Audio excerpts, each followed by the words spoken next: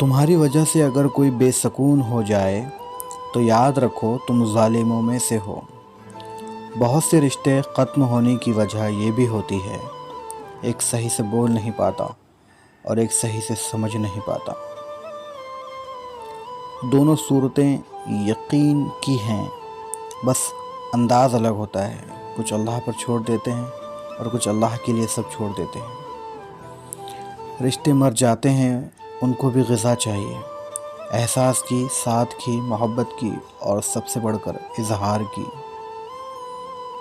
ان لوگوں سے مت ڈرو جو اپنا بدلہ لینا جانتے ہو، ہمیشہ ان لوگوں سے ڈرو جو اپنا معاملہ اللہ پر چھوڑ دینے والے ہو۔